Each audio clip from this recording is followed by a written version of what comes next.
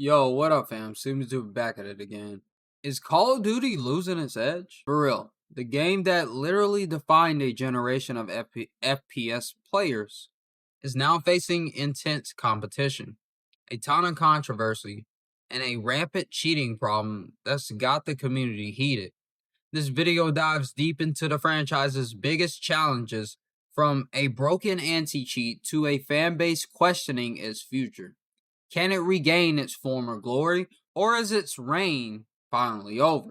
Prepare for the unfiltered truth, no cap.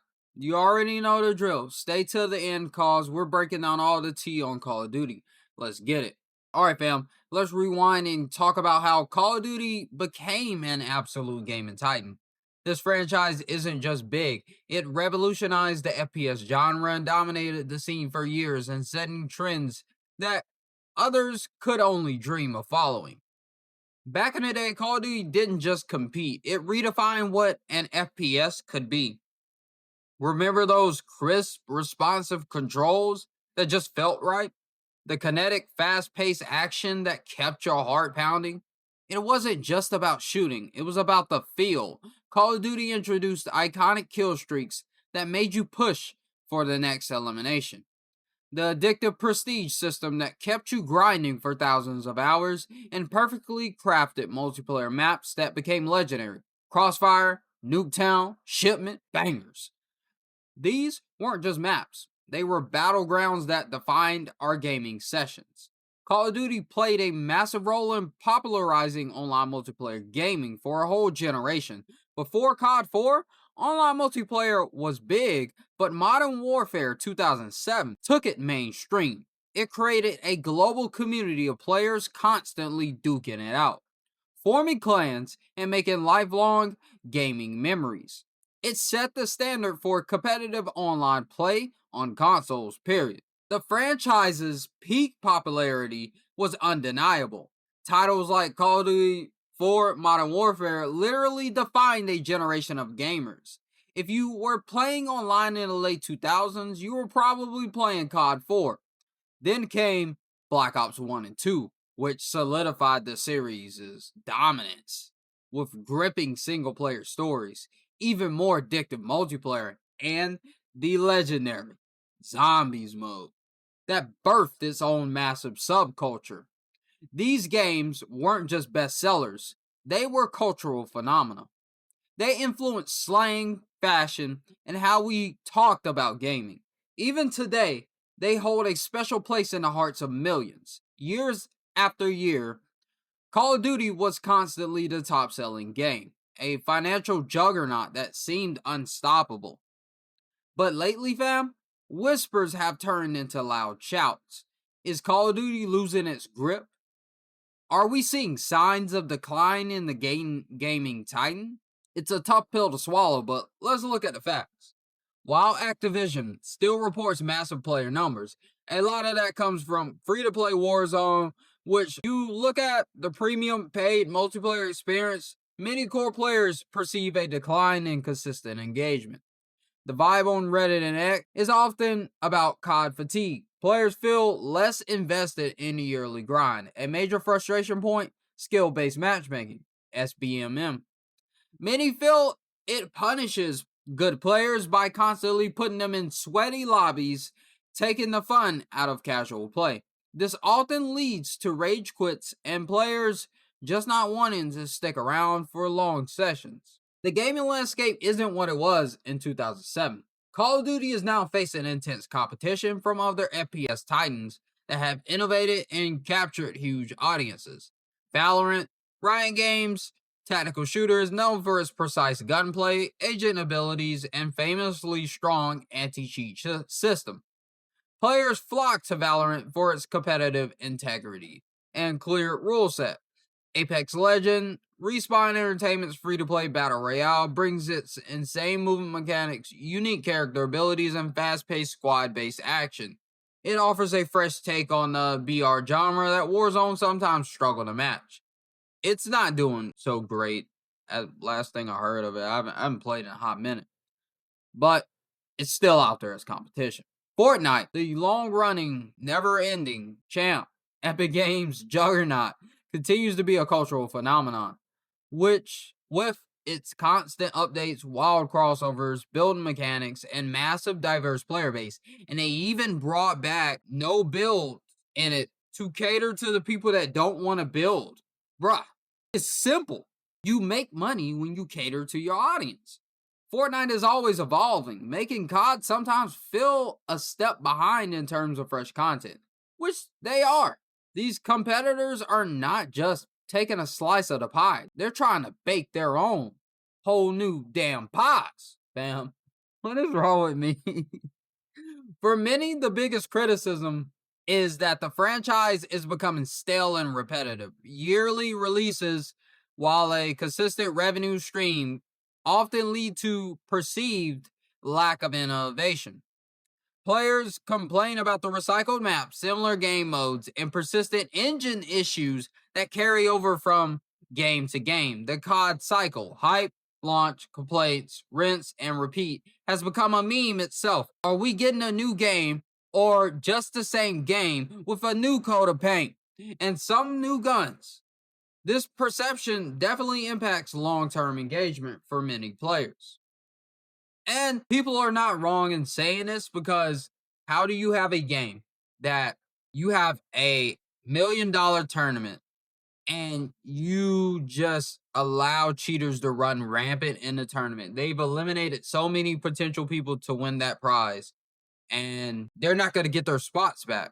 They're talking about banning those players that were cheating now, and they said that, but it's free to play. You just hop back on Xbox Game Pass on a fresh account for $1 a month and go back in there and de-rank people that are trying to fight for a chance to go to that LAN party to win $1 million. It's baffling, like the state of the game that I used to love. But I could see the writing on the wall way back. I could see the writing on the wall, and I'd slowly taper down on playing it. I didn't even buy Black Ops. I think Black Ops 4. I didn't even buy Black Ops 4.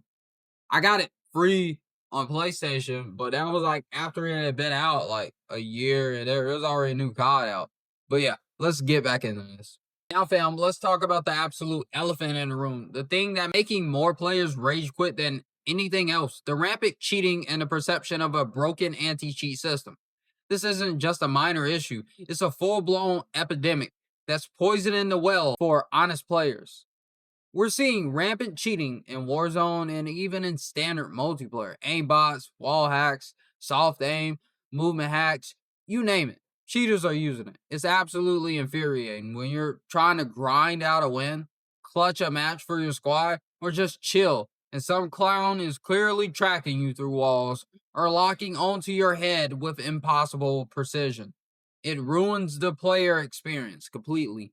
Losing to skill is one thing, but losing to someone clearly cheating, that's an instant rage quit, no cap.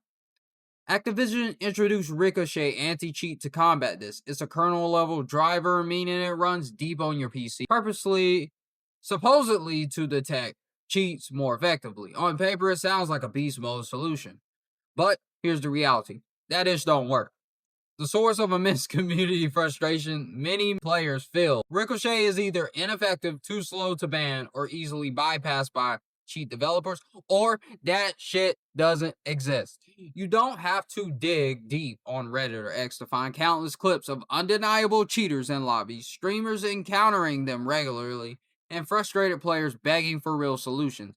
And then you even got people will report them, and then the people that reported them accounts get banned. How does that work? What world are we living in? And then they want to raise the price to $80 next year? Okay, fuck out of here. The perception is that Ricochet is broken. Players are losing faith in Activision's ability to provide a fair playing field, leading to a massive erosion of trust. When you don't trust the system, you stop playing. The sheer scale of Call of Duty player base, combined with the profitability for cheat developers, makes it a uphill battle for real. But the constant stream of cheaters, clips, frustrated memes, and cries for help from the community show that this is a crisis of trust Players want to know their time and effort won't be wasted by someone circumventing the rules. Activision and Raven Software have made statements about fighting cheaters, but the persistent problem makes many feel like it's not enough. This isn't just about winning or losing, it's about the integrity of the game itself.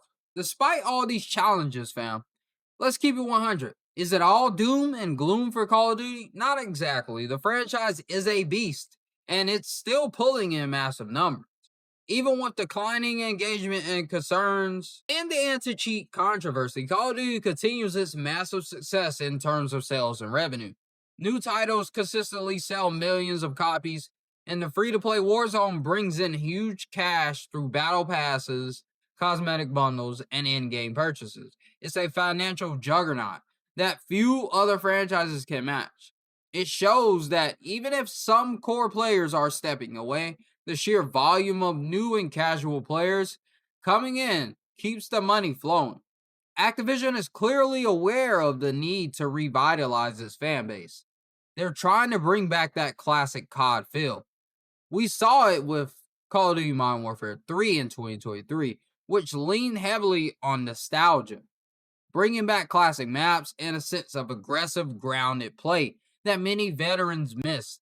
Looking ahead, if the rumors are true, Call of Duty Black Ops 7, I have the current one. I don't remember what. Yeah, 7. I'm fucking up, bro. Could bring a fresh setting narrative that might rekindle interest for that specific storyline, since it's gonna be like in between Black Ops 2 and 3. I think that's what they said per rumors and stuff. I don't know, man. I might just switch over to PC fully and just play it this year, man, on Game Pass. I'm paying $8 in Call of Duty. Just gotta be honest with y'all, man. I might learn mouse and keyboard finally. I have a fucking gaming PC. I haven't been wanting to like over, but for COD, I'd probably do that, man. But then you have all the cheating. But yeah, finish this video, man. The franchise is adapting and evolving gaming landscape with initiatives like free-to-play models, Warzone, that lower the barrier to entry, and robust cross-platform play that ensures players' pools are massive, filled with cheaters from PC. They're constantly cooking up new monetization strategies, battle pass ideas, and in-game events to keep players engaged and spending. It's a constant grind, but they're still at the top of the mountain. So, fam, what does the long-term sustainability of Call of Duty franchise look like? Can it truly regain its former glory and silence the critics, or will it slowly fade under the weight of competition and its own issues? The key will be innovation of gameplay mechanics to rekindle interest. Can Call of Duty take bigger risks? Can it offer deeper progression systems beyond yearly resets? Can the narratives evolve to completely truly compelling?